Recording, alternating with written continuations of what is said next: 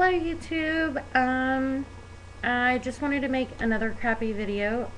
um, just to let you know that my husband did look at the problem last night and he's just gonna totally um, revamp my computer, I guess, and just redo it all. So my husband told me last night that on my videos I say a lot, and I cannot help it because I just can't. So please bear with me and I'll try not to say So, okay. Last night I did this new thing, and I don't know if anyone has seen on TV dreamdinners.com, where you have a place near you or close to you or whatever, that you can go and you set it up online and check out your date and pay for it online in advance. But then you go and you make your appointment on their website, and then you go and you pick your dinners. And they have like a big selection each month that changes. So I thought about doing this. It's in Dallas, so or Fort Worth, excuse me. Sorry. And we were gonna go down on May 23rd whenever I go see my dietitian, so I could make a couple of meals for Patrick beforehand. Well, come to find out that they did not have a date open for when we were going to be down there, and so I decided to look online and see if I couldn't find some recipes for me to make ahead of time and freeze. Well, I did, and so I'm going to do that for my surgery, and that way it'll help my family not having to cook, because we've rented a extended stay hotel which has a kitchen in it and offshoot of a bedroom. It's a suite. It's really nice, and so my family won't have to cook the first night and the second night that we're there, which is the night that I have surgery. They could just pop it in the oven or whatever and just do finishing touches basically. So there is a thing called once a month cooking, and it's real popular right now, and people are like doing it like crazy. So I thought maybe I should try this. And usually here the past couple of weeks I have been making just a couple of meals through the week, so I wouldn't have to cook so much before I have to go to work, because I work at night. And it makes it very difficult. My husband works during the day, and so when he comes home he doesn't have a hot fresh meal. So I thought, I'm gonna try this again. And so far I made baked chicken last night. I took some of the chicken that I did bake, cut it into cubes, and made chicken enchilada soup, which by the way, there is a place called Homemade Gourmet, and they have all these seasoning packets and recipes and stuff like that that you can use like pantry staples, and you buy it, and they have it's kind of like Tupperware. You have parties and people sell it, and it's awesome. Anyways, they have the best stuff ever, and it's not high in carbs or sugars or calories. Calories are really low, because it's basically just the seasonings and the mix that you put with it. So it's really good. Well, I tried the chicken enchilada soup last night, and I must say that the only thing that I had to add, because my husband does not like thin soups, was some tomato paste. And it was a package of the chicken enchilada soup mix from Homemade Gourmet, and like a cup of chicken that's either shredded or diced, but it's pre-cooked, and diced tomatoes. It also has, which is just one can, the 14.5 ounce, I think is what it was. And then I did a can of tomato paste, just a small little can, and then 4 cups of water and 1 cup of milk. I used the fat-free milk for this, so I could eat it too. And I mixed it all up and brought it to rolling boil, and then I added my chicken for 15 minutes, just because that's what it says. So I made that, and I put a little bit of tortilla chips in it, and not very much, just a little bit. So I turned it into basically a chicken tortilla soup. It was great. I just tried a little bit of it because we did something else. We ate dinner last night, and it wasn't either one of those two.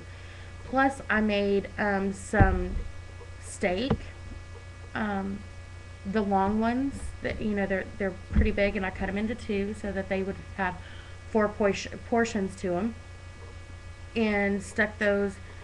I stuck all of this in the refrigerator because it'll stay good for a week. And then I made my rendition of chicken fried steak because I can't really have heavy breaded stuff. So I took like a teaspoon or two of flour, and I took a little bit of breadcrumbs and put it on a plate. Probably about 2 or 3 teaspoons of breadcrumbs, not very much.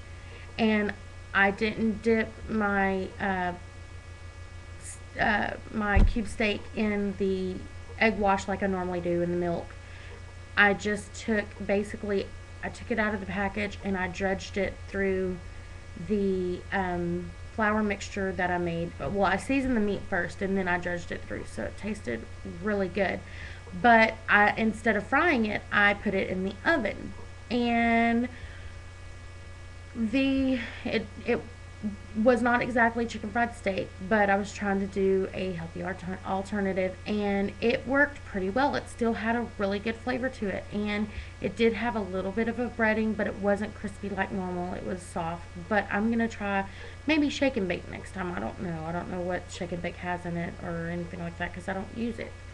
But I made that, and then I made fresh green beans. I took green beans from the produce aisle and cleaned them, snapped the ends off, and put them in a glass Pyrex dish and put some EVOO on it, and extra virgin olive oil, and some rosemary, just a little bit of rosemary, and some salt and pepper, and put it in the oven and baked it.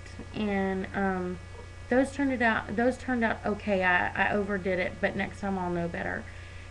And then I made this spring steamer bag of vegetables. It had squash, zucchini, carrots, red bell pepper, onion, and I'm trying to think, it had something else in it. My animals are going crazy. I want to say, asparagus. Oh my gosh, it was so good. Just to let you know, it was really good. And my husband was really devastated because usually we'll buy a bag of pierogies and I'll make the whole bag and we'll split it up. Well, I found out a serving of pierogies is only 3 pierogies. And so he was like, why can't we just have the whole bag? And so I just basically pulled 6 pierogies out and made 6 pierogies and put the rest back in the freezer and made his plate. And he ate what I had on there. And I just, instead of having a crap ton load of pierogies and shoving a lot down my face, we had a serving size. And my husband thanked me later, even though he wanted the entire confection. But he did thank me. So it was just really nice. And so today I'm just going to make my plate to go to work and pack up my lunch so I can take it with me. So that's going to be a nice little change that I think that we're going to do. After my surgery, I may not be cooking as much. So Patrick's mom and one of Patrick's best friends has agreed to cook for him every once in a while and invite him over because I don't want him living off of Hamburger Helper and Smack Raymond's because I don't want him doing that. And I don't want him to starve. And so this is my way to try to help things along. And so that way I just did those those meals in advance, and it was very easy. It took me a couple of hours just to do a whole, from a frozen state to a cooked state, and put it all away. This lady said that she does it once a month, and what she does is she takes and she pre-makes everything, puts it together, puts it in like a foil thing, wraps it up, puts it in her freezer, and she's good to go. Whenever it's time to make dinner, she just pulls it out the night before, lets it sit in the refrigerator and to thaw, and then the next night she takes it from the refrigerator and puts it to the oven or the microwave, whatever way it's to be cooked. If it's already been pre-cooked, she just warms it up, or if it's just been put together and not cooked thoroughly, like a meatloaf, she said that she takes and puts that in the oven for 350 and then coats it with the ketchup. She just leaves it plain. So I am going to experiment on this for my surgery on the way down to Dallas, and this will happen the June 7th and June 8th. And I'm going to experiment a little bit with it and let you guys know how that works, because if I can do that, then maybe that may help you and your family with easy dinners, especially if you're a single mom or if you're a busy mom and do not have time to come home and spend time with your family. This is one thing you could take one weekend out, and it would require like a deep freezer, but I have one, so no big deal. But if you don't have one, invest in one or do it every week, but then you're still cooking during the weekend. And this lady said she shops one day, the next day she comes and she does it on a weekend. So the Saturday she'll shop, and on a Sunday after church she'll make all of her dinners and stuff.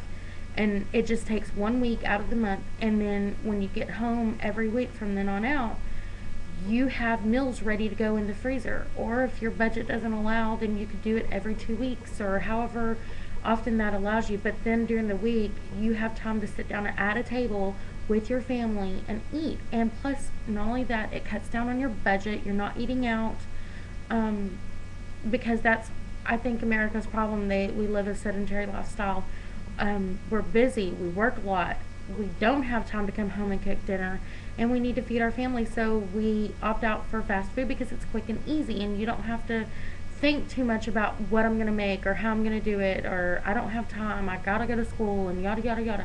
So this is a quick, easy way to do that. Just take 1 weekend a month, make all your dinners, freeze them, and then whenever, the night before, you think about what you're going to have the day before, and you just stick it in the refrigerator. How easy is that? Plus, every week, if you have leftovers, like we normally do, because I make meals for 4, and if you have leftovers, then every week, like on a Friday or on the weekends that you make those, you could do leftover Saturday or leftover Sunday.